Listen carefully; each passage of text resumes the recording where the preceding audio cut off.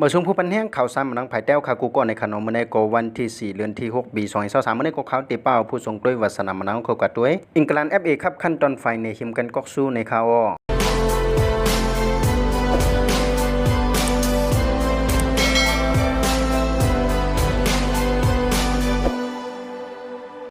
FA ครับขั้นตอนไฟในหิมกันก๊อกสู้มือคำว่าในก็เป็นแมนเชสเตอร์ซิตี้ในคานอตีเอาเปแมนเชสเตอร์ยูไนเต็ดกับ2-1ไว้ในแมนซิตี้เลย2โกตีกุนดูการในคานอสร้างกับมือ1มันเนตเลยตั้ง51มันเนตพวนส่งปันกุนดูการสร้างนั่นก็เป็นคิวินดิบไลในคานอก็ส่งปันตั้ง2ลูกในข่าวพังแมนเชสเตอร์ยูไนเต็ดเลย1โกตีฟลูโนฟานันเต็ดในคานอก็สร้างปนติเข้ากับมือ33มันเนตนั่นในข่าวเยาก็10มันเนต2จุ่มในก็มีการสร้างใส่กันแทงเลยก็เป็นแมนเชสเตอร์ซิตี้ในคานอเดียวเป็นแมนเชสเตอร์ยูไนเต็ดกับ2-1เยาก็เลยแทนก๊อกสู้อังกฤษ FA ครับในปี2022ปี2023ในข่าวมันซิตี้ไลแทนก็สู้ในก็เตเลว่าเป็นอันที่2ของเป๊ปกวาร์ดิโอลาอันเป็นหัวหน้าผู้จัดการจุ่มของแมนเชสเตอร์ซิตี้ในคานอโดยสิว่าเขาย้ำเอาปันแมนซิตี้เมื่อปี2019นั่นในคานอย่อก็เป็นก็สู้อันที่2ในปี2023ในคานอเส้นทางของจุ่มเขานั้นก็คืออยู่เทียงป่วย1ในคานอนั่นก็เป็นยูฟ่าแชมเปี้ยนลีกขั้นตอนไฟในเฮมกันก็สู้ติงแยกกันตั้งอิงตามิลานตีวังอิสตันบูลตีเมืองตุรกีนั่นในคานอสังเกตว่าจุ่มเขาต่อสู้เข่งเฮมเอามาไล่เทียงอันนั้นก็ติดเตรียมซึกเป็นนามมือปันแมนเชสเตอร์ซิตี้แล